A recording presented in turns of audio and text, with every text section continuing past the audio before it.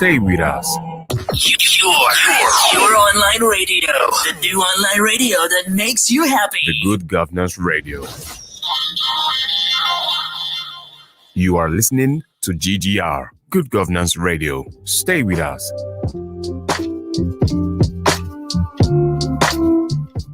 I grew up to find out that almost every sacrifice is made those days that the fowl was a victim. And I began to ask the elders, why do we always have to sacrifice with the fowl?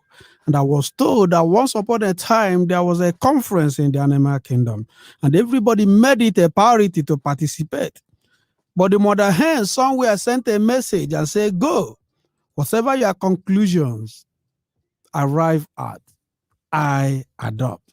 And when they got there, they decided that for every sacrifice, that mother hen who was not present would be used.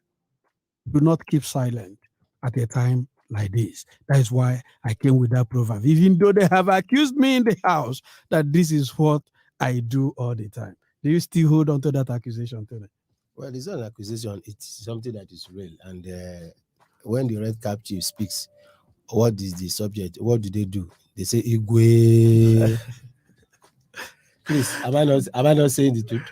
That's just it. You can be part of this conversation on 091-3023-6602. I repeat, 091-3023-6602. You can send us WhatsApp message or direct text message, or you can make your contribution via our YouTube platform where we are streaming live right now, Good Governance Radio, or you log on to ggr.com.ng. We are back. Voices have been erupting. They say Mr. President said what he ought not to have said. Some people said, but we have been expecting him to speak. Now he has spoken. The other people said, no, he spoke and he was biased. And other people said in the context of his speech, there was nothing wrong. What exactly did he say? It was a day some INEC officials went to meet with him over the attacks on their facilities. And Mr. President responded by telling them in the house on video that many of those, I'm reading and quoting what Mr. President said, that also formed the body of his deleted tweet. Many of those misbehaving today are too young to be aware of the destruction and loss of lives that occurred during the Nigerian Civil War. Those of us in the field for 30 months who went through the war, we treat them in the language they understand. And a few hours later, Twitter took that statement down. Now, let me bring us to the nucleus of this discussion. I talked to people, interviewed people, sought opinion. The conflict here is some people said that when the bandits abducted the Greenfield University students, Kankara students, and other massive abduction that happened within the last 60 days or thereabout. They said Mr. President did not issue a direct threat to the bandits. They said things have happened across the country in dimensions and capacities of insecurity. They say he has not issued any direct threat. He said, but this came up in the southeast. We are seeing INEC offices being burnt down, police officers being gunned down, innocent citizens also being killed by police officers and the military as we speak now. 3 days ago, a young man who was returning back to Hamburg, Germany, innocently sitting in his car, being driven by the wife. Some army officers opened fire on him without investigation. They didn't know who he was, and he died instantly. So something is happening down there. And Mr. President now said, Though they weren't there when we were in the field, I'm paraphrasing, but because they have decided to cause trouble, we are going to speak the language they will understand to them. And possibly, probably, because he mentioned civil war, and there was a direct connectivity between the Southeast and civil war and his statement.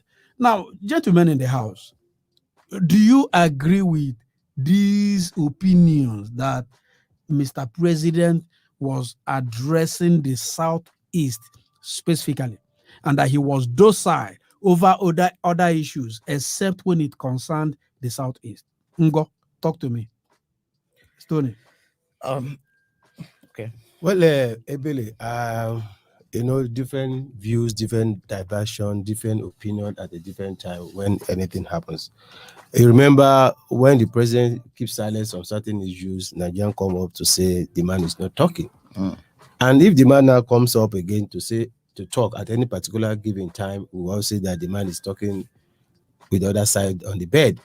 Well, I believe that the president is just talking generally, looking at the incident in the country, that the way and manner in which insecurity, sectional discussion is going on in the country might lead us into war. And he's just warning everybody that for those of you that are championing this cause, he's trying to remind them that it's not something they'll be happy to experience. So I believe that he's just trying to speak now, encompassing everything that has been happening in Nigeria. And I know that his spokesmen have been talking, but people say the president should talk. And you know that when the man talks, maybe at times he talks out of context, or he talks as a leader. And he believes, to me, he looks at that as a kind of an advice that I was there, I know what happened, and I believe that if you people think this is something that is right, I believe you will not be happy to have such an experience. It's my opinion. Chris. Well, in terms of, referring to a section of the country, I also want to add that states like Akwa Ibom and Cross River State were actually heavily involved, affected by the civil war. Then I recalled, experience shared by, my dad who was old enough to actually, experience the civil war. It wasn't something that any one of us would definitely want to, go through that kind of experience. So I think the anger should also come if we are to react to the president's statement in the way that the Southeast, eastern states have actually reacted. The reaction should also come from, the South state, because the civil war, also engulfed that particular one. But in terms of, some section of Nigeria coming out to say that, the president has never made such statement when, security challenges happen in other part of the country. I also want to make reference to the Twitter, because there's a saying that the internet never forgets, except even when you delete it, even when Twitter actually deleted the president's statement. A lot of people have already, screenshot that particular statement and save it, for a future reference. And I just want to, make reference to a tweet of the president on August 17, 2019, with respect to banditry in the Northeast. He said, before departing Katsina for Abuja, I addressed troops of the anti-banditry operation at Darin Daji. I charged them to ensure that no bandit is spared. All bandits must be pursued and eliminated. Nigeria deserves peace and security, and we will not relent until this is achieved. This was a statement made by the president on the 17th of August 2019. And another one here was also made by the president on his official Twitter handle. This one is dated July 2018. The president said, and I quote, on his official Twitter handle, in the face of the evolving security threats in the North Central and Northwest, we remain determined to neutralize every form of banditry and criminality. What we will never do is abandon any part of Nigeria to terrorists and criminals. So He has been talking. Where is the sectionalism of, the president only making this kind of comments when it has to do with a section of the country? So I think the old reaction has just been blown out of proportion. And in the content of the president's message, he didn't even mention any part of the country. He said criminals element. You give them. So why do you think Twitter was in a haste to delete this particular comment if it wasn't considered genocidal? Yes, another thing that we should also understand is that oftentimes Twitter do not just act. A lot of Nigerians actually reported that particular message. They reported. I was following the trend on Twitter where Nigerians were actually trending that president's handle should be reported. So they reported the president's handle, and they were even asking for, a total ban, just like, Twitter did to Donald Trump. They wanted the handle to be banned, but then Twitter actually deleted that particular section of the message that has to do with, will actually deal with them in a language that they understand. All of the, other release are still there, but that section was also was removed, and even the video, because at the time Nigerians were saying that it was not the president that actually said that, it was Garuba Shehu and this other person, additional that actually fabricated that. But then after a while, the video came online too on Twitter where the president actually made that statement during that particular meeting with INEC Ofia. So it was Nigerians that reported to Twitter that the president violates the Twitter's rule and that message should be taken down. Okay, moving forward in that direction now. As at when the IPOB was proscribed as a terrorist group, they had no access to arms. They weren't killing anyone. And as at that time, bandits were already beheading people and causing mayhem. Now, don't you think that people are reacting because there was this kid glove treatment towards the banditry and that of IPOB? Because like I said, as at when they declared IPOB a terrorist group, they were not killing. There was no evidence of brandishing of arms and ammunition, whether in the East or anywhere. So can we connect these reactions now to that belief? Well, I will definitely say that the federal government did not handle the emergence of Boko Haram the way they should have handled it. Probably they treated it with some kids kind of gloves. But then that should serve as a lesson to us. We should not also say because Boko Haram was handled this way, then we should also allow what is snowballing in the southeast to get in the southeast to get to the point where we have in the northeast now, before the federal government decide to take drastic action. So yes, it's established that the locals were celebrating Boko Haram when they were killing policemen and burning government properties and attacking security agents and all of that. And that's exactly what is happening in the southeast. Yes, now. because a lot of people are permit me to use that word. I don't know why people are stupidly celebrating the killings of policemen by the unknown gunmen, and you are clapping for them. And when the same unknown gunmen come back for you, you begin to cry, Eloi, Eloi, lama sabachthani. I do not understand this. It shows the kind of society that we are now, because when you say the security people that are supposed to secure you, to protect you, and if some people are going there killing them and you are jubilating, and if these people later come back to you, say the security people are not doing anything.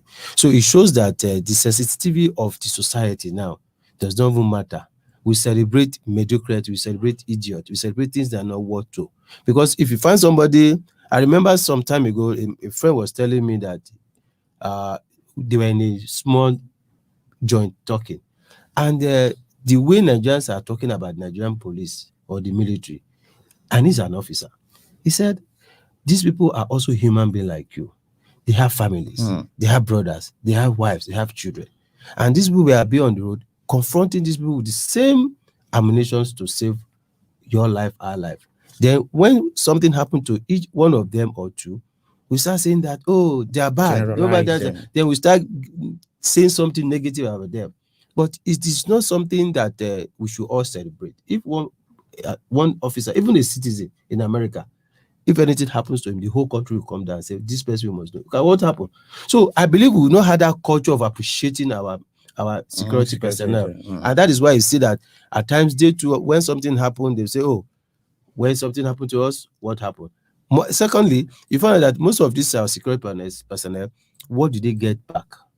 If one of them is killed on duty, how do the armed forces or the federal government, how do they respond to their family? How do they take care of them? So some of these things are something that we need to have a total orientation about how we appreciate our security personnel, so that at the end of the day, we always, whatever that happens to them, we will feel it.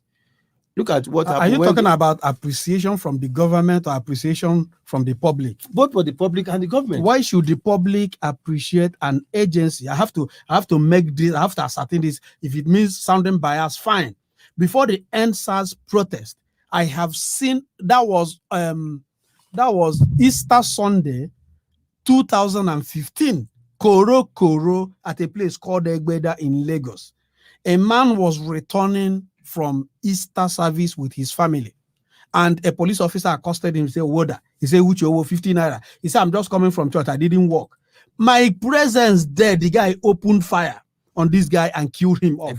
In one out of a million. That's wait. No, you see, let us be sincere here. Wait.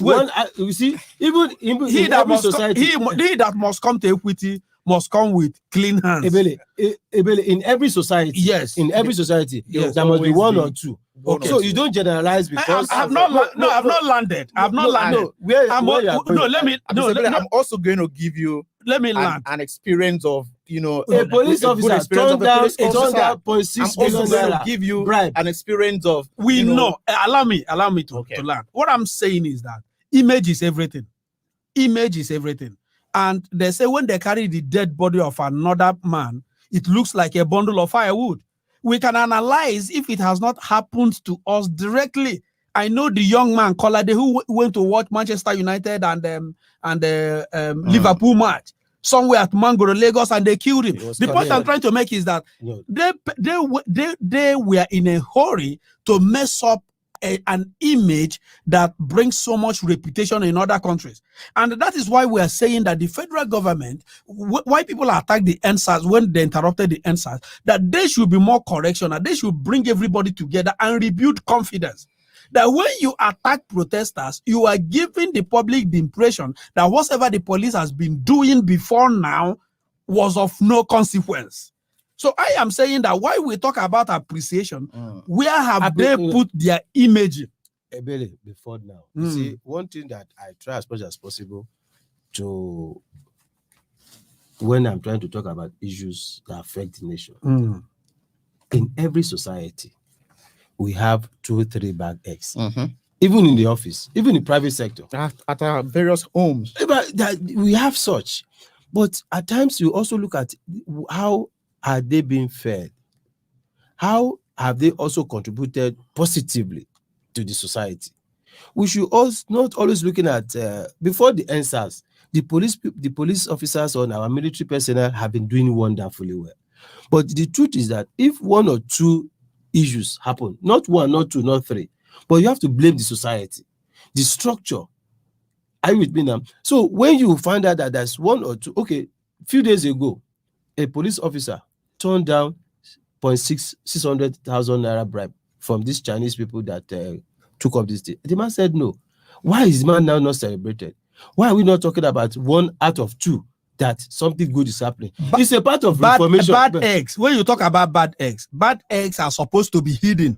But when you have a police system that would mount roadblock from point A of a city to the next city, and in the opundential, I don't know, it's a coined English, in the opundential, you are collecting 200 naira from commercial vehicles. I remember Uche Funife standing up on the floor of the Senate telling the federal government that, look, if the kind of police checkpoints we have from Onitsha or from Owerri to Port Harcourt, if we have similar sequence and precision on Abuja and the Kaduna Expressway, the bandits will not have a place.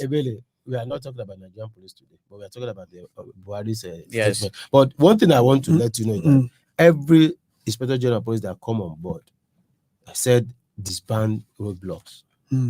That's always been their language. But again, we enforce we've it. always seen we obviously see one or two. Sometimes we always see one. up. But what I'm saying that let's look at the road. Let's leave the road in the police for now. But I know that every Inspector General of Police and the area commander, they are trying to do their best. But you cannot.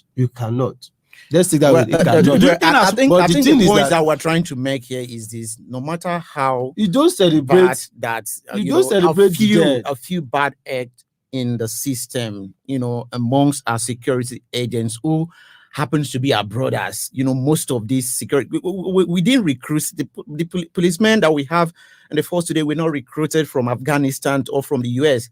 In fact, even in the Sena client, talking about the US, the guy that killed George Floyd was a policeman, and it was just a single policeman. So you can't say that the old policemen in America, are murderers. Yeah, we're talking about racism. Yes, let me tell you. Do you know why I expanded that discussion? There is what we call cause and effect. In Nigeria here, we know how to deal with effect and run away from the cause. What is happening in the southeast now and in other parts of the country, most of them emanated from this rot and corruption when it comes to security agencies. When you compromise, when we have seen police officers paraded, we're not generalizing. We didn't say all of them. We have seen police officers paraded. We are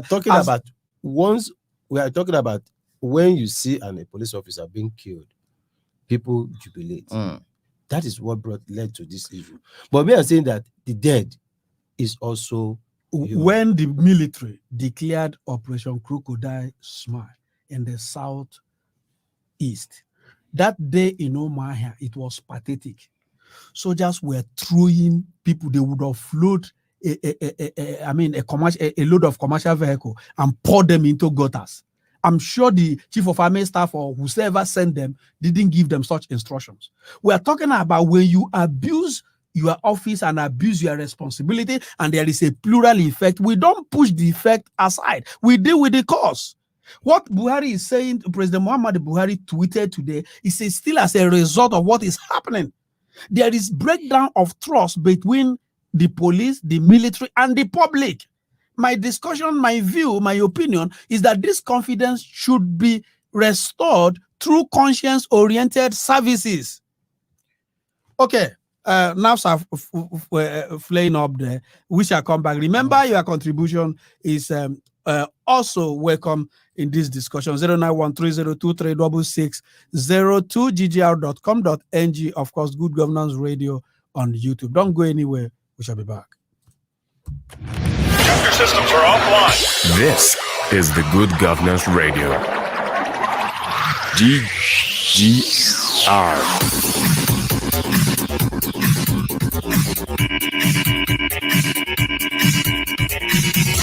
Stay with us.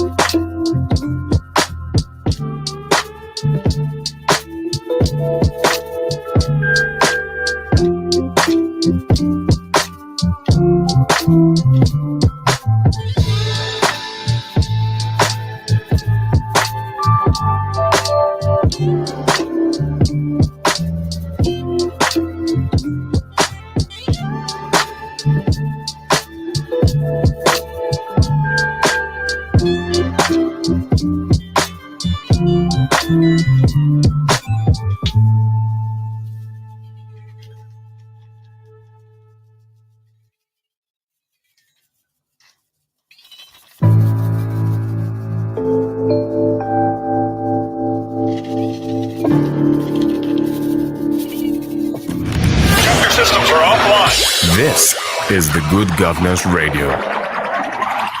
GGR.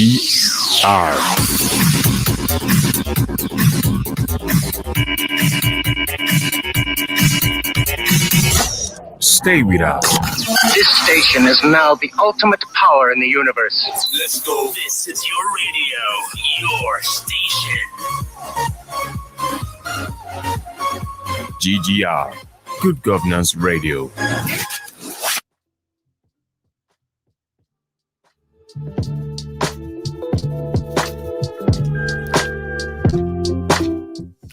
In the words of Comrade Adams Oshomole, when he was campaigning during his first tenure in office, he said, and I quote, "A man who worked profitably from 8 a.m. to 5 p.m. will be tired to go out in the night to rob." End of quote. That was Comrade Adams Oshomole there saying that, look, if the youths are gainfully employed, that would be the best way to curb insecurity, the best way to curb crime. And I agree with him. What I cannot really ascertain was how many industries he built in Edo State before he left office. Moving forward this morning on GGR, we have a statement that is suiting something we should be discussing, something we should be hearing, something that is what part of what we call good governance. Talking about the statement from Professor Yemi Osibanjo, the Vice President of the Federal Republic of Nigeria, saying federal government to provide 20,000 jobs annually for graduates. Looking at the promises before they came into office in 2015, one would flip over. That story is actually on this day newspaper, page 6. One would be in a hurry to flip over to say, now today, these promises have been made before. But there are some statements that went further in details that makes it look real. Talking about the partnership with EU, that's the European Union, Dangote, Visa. Visa is an ICT company in charge of online transactions and cards. BUA is a multinational group. Lafarge, then Microsoft, and other to back the program. Now that we're having industrialized components and groups, do you think it's going to be a reality this time around? Yes, just as you've mentioned that with the caliber of renowned organization and industry being mentioned there, we could possibly say, this is visible. This is visible because a few months ago, when Microsoft actually signed a contract with the federal government to provide jobs for Nigerian, they actually estimated that they will provide 100 million jobs within the space of 5 years. So maybe this is going to be a breakdown of the target. Did they 100 million, specify? and Is it that they probably will take it. employ people directly into Microsoft? Are they going to be assembling No, they are going to. computers here? We're talking about tech that has become a really source of revenue for Nigeria. I think when you look at the GDP, and I think tech has actually been one of the aspect of the economy that has brought so much revenue to Nigeria, and that's why Nigerians were disappointed when Twitter decided to site their headquarters in Ghana instead of Nigeria. But then within that space, Microsoft, which to me looks even more bigger than Twitter and has been in the tech business for a very long time, actually came in and decided to also establish their headquarters, their African headquarters in Nigeria, and open the space for tech guys that are really doing well in Nigeria. So for me, I think with this partnership, with some of the best companies, when it's come to companies that their returns on investments, is actually among the very best in the continent. So I think this could be achievable, but it will still all boils down to political will, because we talked about enabling environment for all these organization to thrive. For Dangote and Bua and Lafarge,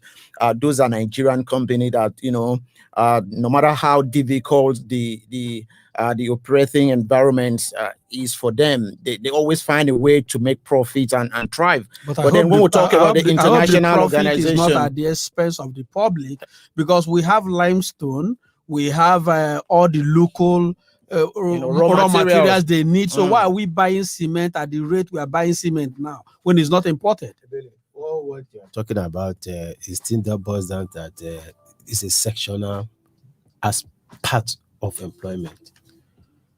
There are times that they talk about graduate farming project. How far? You see, we are so in this country we don't follow statistics. So far, they started with Empower. How many people have been empowered? What has it been the effect in our economy? Every time we talk about government is creating this job, we are talking about industry, something that can affect lives of our youth, of our graduates. Some students, some graduates, they don't go into school to graduate on that specific area. What about other areas? Let's just make a statistic. Let's say peradventure, well, for example, maybe in the whole graduate that graduated from ITC engineering, maybe less than 10%. What about other sector? What we need, empowerment that we need, jobs that we need the government to create, is something that can enhance the economy of this country in terms of agriculture, industrialization, mechanical, so that at the end of the day, you have the impact in the society. But when you are talking about Dangote, how many, even that Dangote smell that they say, these are cheap blue chips company. How many can have access? Okay, now talking about farming, have you seen why we can't run away from our previous conversation? Insecurity. We are about to face even food insecurity now, because farmers cannot go to the farm. Remember, in some parts of the country now, farmers have to negotiate with Boko Haram bandits before gaining access to their own farm. And we are now, if we make farming our primary focus when it comes to job creation, how do we achieve that in the face of this insecurity now? Billy, Yes. let's look at the technical aspect of our school. Technical colleges were there then, where you have, when you learn some of this handwork, mechanics, carpentry, sewing, tailoring, and all this, all what we have. Where are they now? The government should revibrate the technical school, should bring back the technical school, whereby you have some, I mean, in some advanced country. I remember a friend was telling me that, Tony, if you have anybody that knows how to repair air condition, refrigerator, cooling system, there's a hot job for him in abroad. Even Singapore, if you're a technician, you go to Singapore, you don't have.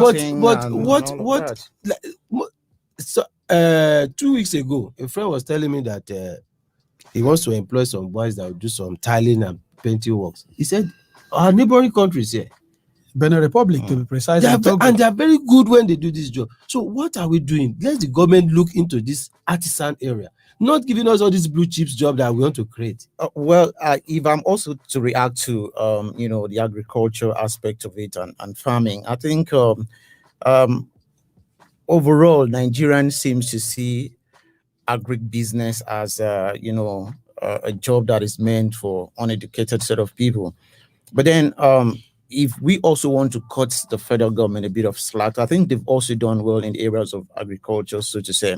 You talk about the rice pyramid in Kebbi State and recently in Ekiti State, where the state governments have actually keyed into and make lands and mechanized modern farming implements to interested graduates, give them land, free land, and give them tractors and provide fertilizers for them to go into farming. I think if the youth will actually open their mind to go into this kind of modern farming, it would definitely help the country. Yes, we might be struggling with insecurity, but then I think in the West too. This morning we read in one of the dailies where the Northerners are saying they would not be supplying onions to the southeast because of economic sabotage and all of that. So we can grow onions in the southeast. We have fertile lands and arable lands to grow onions. What about south that don't have land? Yes, the south. There's no land for a man in Bayelsa. Yes, and the whole Ogoni land is in a mess. Absolutely. So it still boils down to Chris, let's look at it this way. Every state, every section, every region has something. Their potential. Yes. Let's make case for Bayelsa State now. Wait. Let me see something. Okay. For every state, yes, has the potentials to contribute to the development of this country. How are they harmonizing these potentials? Everybody cannot be an all-region state or region, and not everybody can be a farming state. But what we are saying is that the federal government should look at every particular state or region. What is their strength in terms of farming, agriculture, or job creations? You don't say because partly of the north, their farmland and is very okay. Everything you want to talk about is about farming. Let's look at every region, every state, and let the governors. I remember Penayade, governor of Cross River State. He opened a factory garment, and many other factories because he said these are other areas. He was producing. I think during this COVID-19, he tried to bring. He was producing some the face masks and DB. So these are the kind of things the governors should also think. What can I do to my state that I know we can have an impact? So it's not about talking about one section or giving one section priority. Let us look at it holistically. Then from there, we can be able to say, okay, we are creating this job. If federal government is talking about this blue chip business, how many people? But why do you think this is a blue chip? You are calling no. IT is what is the future. It's the present and the future. But in our academic calendar, look at our academic calendar. How many schools or universities have their enrollment on IT? Now, let me respond. Okay. I'm actually delighted with this because the greatest challenge of the Nigerian graduates, or both undergraduates and post, you studied elect, you studied data management, you studied computer science, and you are compelled to go and teach chemistry and biology in classroom, right? You are compelled to go and do something directly different from what you studied. Now, Rwanda just launched their first smartphone company to manufacture their own phones. We're talking about 200 million. How many? Do you know how many subscribers we have in Nigeria? Mobile phone subscribers. An average Nigerian who can afford 2 square meters is moving around with 2 mobile phones. What it means is that very soon we may be importing our chargers and SIM cards, memory cards and all that from Rwanda. Now, if Microsoft can establish their company here, it means that the same elect graduates who are only interested on how to demobilize people's ATM cards and do fraudulent things online, they will now channel their energy positively. We have a lot of people who studied automobile engineering, apart from Innocent now and a few other people trying to lay their hands on Anamco. and Anamco is dead now since when? Was it? You see, this is part of what we are talking. You understand? These are the things that are supposed to be revived. You see, revival of these companies is anchored on steady power supply. Of course. You see, I know how many companies that left Nigeria to the same Ghana. We're just being sentimental about Twitter. I know a company in Lagos that their total cost of powering their generator per that particular year was 89 million. That was what they spent to power the small company. No, they ran away. So what I'm saying is that if we have these companies, it becomes the issue of job creation becomes concrete. I quite agree. You don't employ 700 and look at the other job the other day, 774. Yes. How many jobs now? 774,000 jobs for that's 1,000 jobs per 774 local government. Yes, and they are not doing anything. Abstract and ghost jobs. Yes, Mr. Ebele, I quite agree with you. Technology is the main thing. We're talking about technical empowerment if you ask here an now. average Nigerian youth on the street, that's why they seems to be so concerned about the harassment by the security. When you see a young man carrying laptop, it's not just about most of them are not into this Yahoo at all. Of them, they are tech inclined. Exactly. I have a young boy who's still in the university in my house. He's working remotely for an American-based company, and he's being paid in $1 every month. Telecommuting. So most of them work remotely for international organization as a result of the technology. So yesterday, Sanwo-Olu in Lagos actually opened a technology hub, where all these, tech-savvy kind of, young people will go there and unplug in that activated environment. Activate their environment. Flutterwaves is a payment platform that was created by Nigerian youth. And yes, Pestack was they just sold it now. How many million? Of course.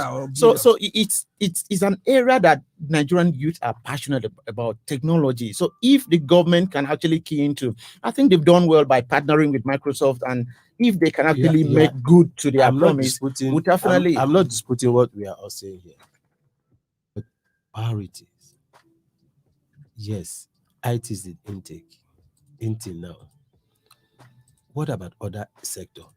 Like, I'm talking about agriculture, education. We are talking about industrialization, clothing. You see, this is, by the way, it's eating, but without food inside here, my brother, you have time to think of, say, you want to think about, I want to develop this, develop that. By now, we should be talking about having enough food reservation. We should be talking about our garment industry. We should be talking about our artisans. We should be talking about how we are able to harness what is important to our living, than talking about phone. How many? Even that phone we are talking about, those IT guys, how many of them? So the government, if you are creating a job, create a job that you have value to even a common man on the street. I think My grandmother in the village, I don't think she will be interested to talk about phone, iPhone or 3G. She's talking about how to go to the farm to harvest, to plant, harvest, and come back and make a meal and be happy and sleep fine. She wants to talk about wearing good clothes to the family, to the town meeting. He wants to be talking about, what happened? She wants to make a small bed. Somebody's there to make it for her. So we are not saying that the intern is not the IT, but let us also invest in something that will have impact. Somebody will say, why do you want to go? He said, because I'm hungry. He will not say, because I don't have food. He said, because he's hungry. Why do you dress that? Where do you? I can't buy okrika. There's a time they ban okrika in the country. So there are areas that the federal government should really invest into. Private sector should invest into. How many of these youths really want to go to the farm? No, they want to go to mechanized farming. Apart from that, it should be like Mr. Tonu. Your points are clear and strategic, but it should be simultaneous because every sector now is being driven by technology. Do you know if you studied medicine and surgery years ago and you can't navigate the computer now, you are in trouble. Absolutely. Most of the equipments you read with software now. You don't need to put your X-ray film, lift it up, come to the sun and begin to study the sports and all that. There are softwares you lay them and they will give you the accurate analysis and the results of what you want. The other day, talking about agriculture, I saw a drone. They were trying out a drone that can irrigate from the air. You understand? That is, you fly a drone at certain speed, it will be irrigating the farm up there. You can also disinfect the farm using drone. Now, what am I saying? Look at mobile applications. Talking about our mothers in the village, they cannot be stagnant forever. There are some people, like in my place, we have access road challenges. Now, many people in Enugu town, they don't know that we have large cassava farms in my village, until some guys in my village started posting on Facebook their farms, the production and everything. So we saw people coming and tracing the farmers. Imagine, I know a young Nigerian who is in the US now. He came up with a mobile app. I won't call the name because he didn't pay me for advert. What he's trying to do now is an app that will let people in hinterland, farmers, connect with buyers and warehouse managers in towns like Abuja. So right there in the village, a grandma who has a grandson who can help her operate the mobile app. After farming, they don't need to move from their farm. Somebody else, we call them aggregators. So somebody could come to the village with a trailer, buy from all the farmers. How do you syndicate? Technology. So there must be synergy. Yes. Synergy is what makes business strive in a sane society.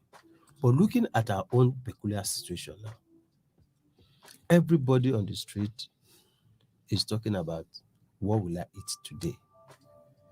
It's when you have access to a good meal. It's when you know that today I have something to take before you start talking about other things. You wake up in the morning, you don't know what your children is going to eat. If you go to the market now, what is the food? Let's assume that the security in the country makes our food items in the market to be high. But what we are saying is that if the government, if everybody, all of us can go into farming, okay? But let the budget of the federal government and the state government goes into agricultural sector.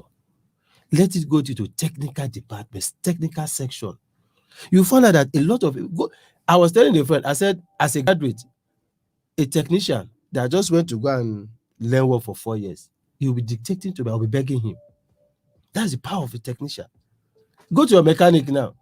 He will be telling you, I beg now, come and do my own. Okay, I beg way small. That's the power. So if we can encourage technical schools in our society, in our country, you find out that a lot of people, if you tell somebody now that come and go to Tech and say, no, I can't. He'll wait for 4 years until get that university admission. And some of them, Chris, wait, and some of them, the course that they later enroll is not the course they want to study. Just let me leave us and go and study this course. So let us see how we can encourage or advise our youth. Okay, let us also look into technical colleges.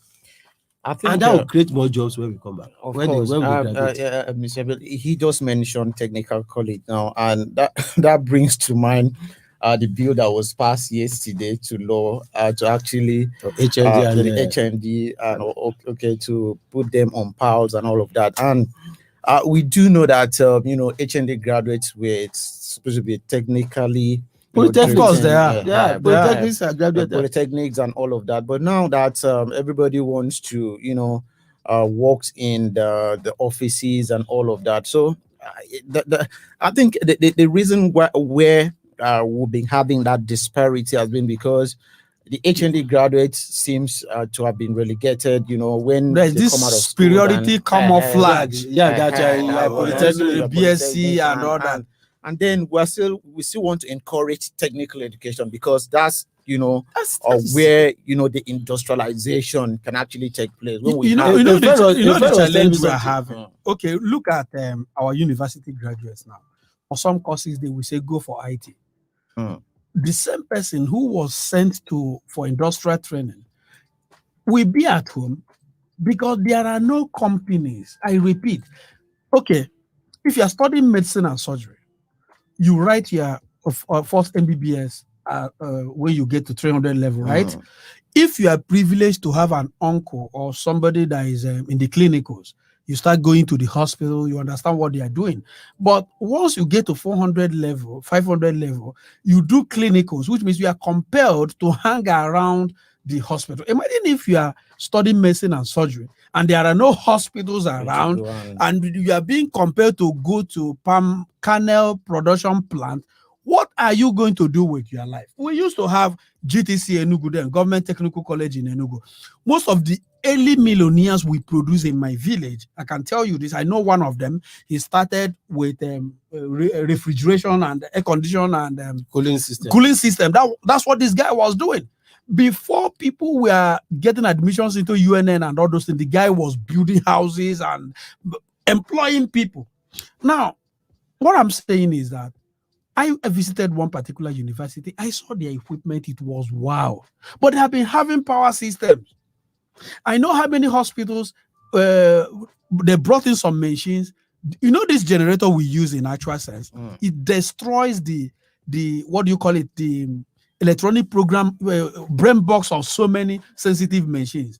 Now, what I'm saying is that if you have steady power supply, or if we have come to a point where we paid attention to renewable energy, where you can power your system with alternative power like solar and all that. Now, we know that, okay, the other day I told you, I saw one of these governor's wives distributing sewing machines, electric sewing machines, deep down some parts of Delta State. And I was wondering what the women will do with the machine because they don't have lights.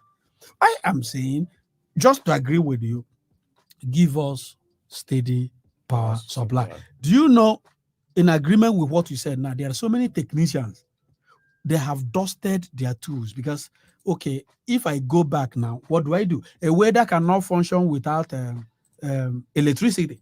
And when you add the cost of the kind of machine that we power that welding machine, is no longer a small scale investment. You have to go and borrow. The banks are not willing. Ordinary die star kiniko hatch and get a small credit on your phone. If you are not on salary now, you don't have access to that loan. The youths, the skillful ones, and all that. Anyway, the House agrees that we need to go back to technicals, and I also insist government give us full light. Don't go anywhere. We shall be back to round off this discussion. GGR is still on the cruise. Check your systems are offline. This is the Good Governance Radio. GGR.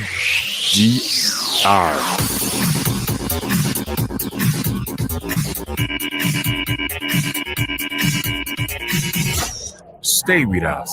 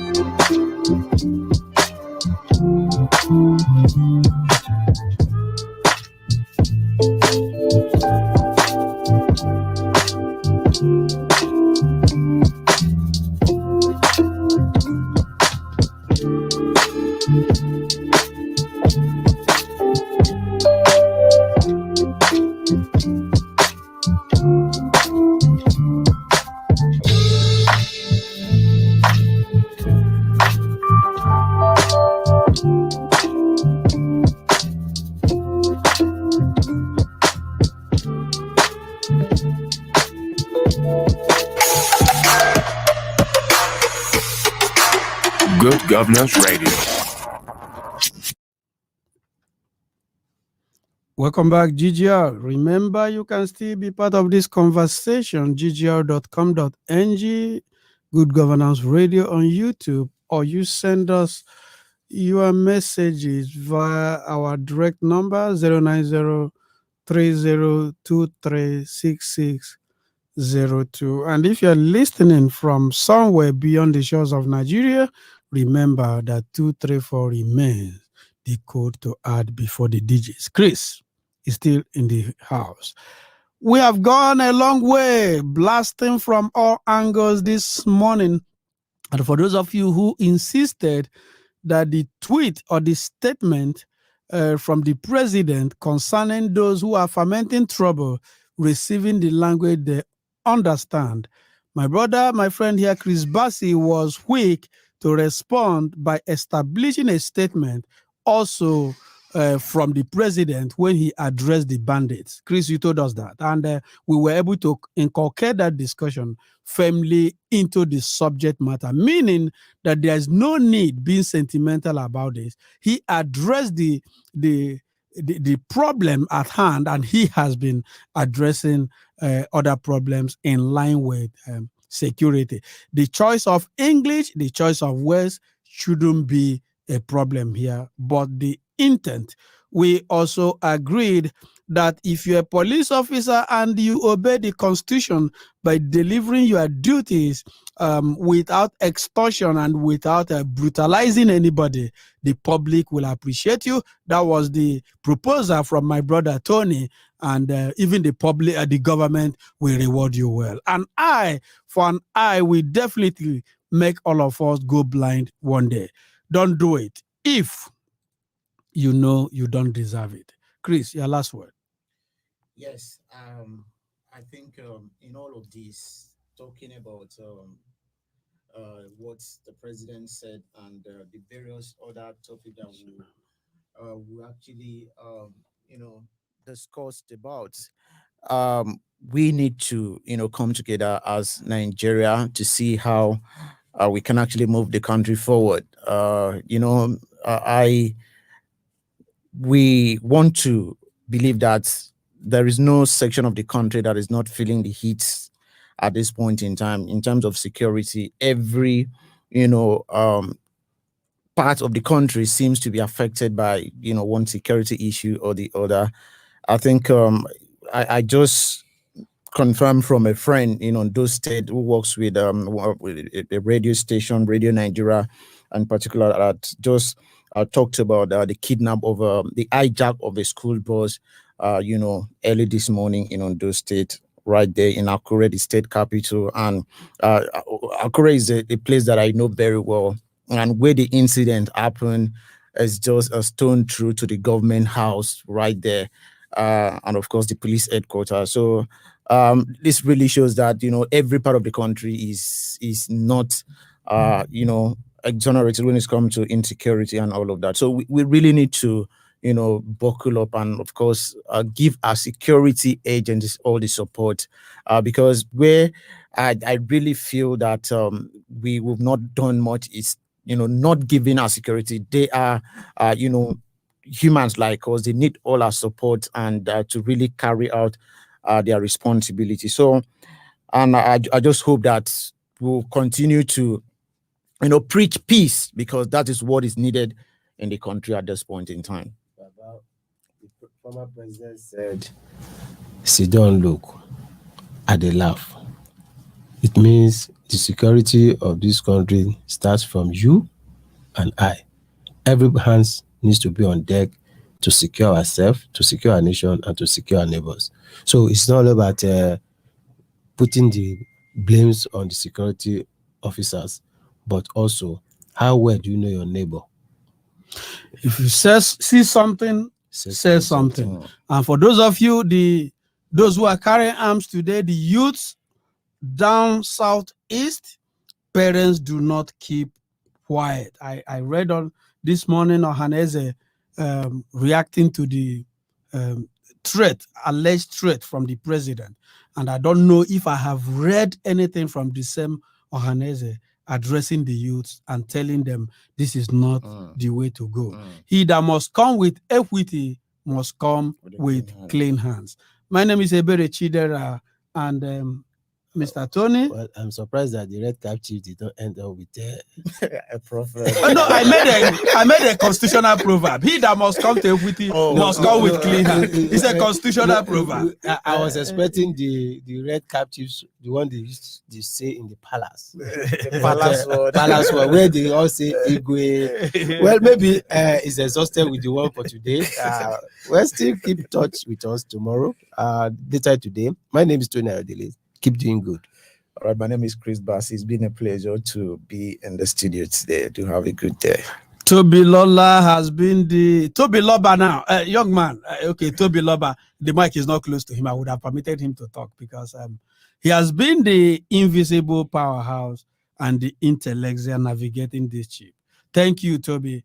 And together we say, be the best you can be. Bye. Your systems are offline. This station is now the ultimate power in the universe. Let's go. This is your radio, your station.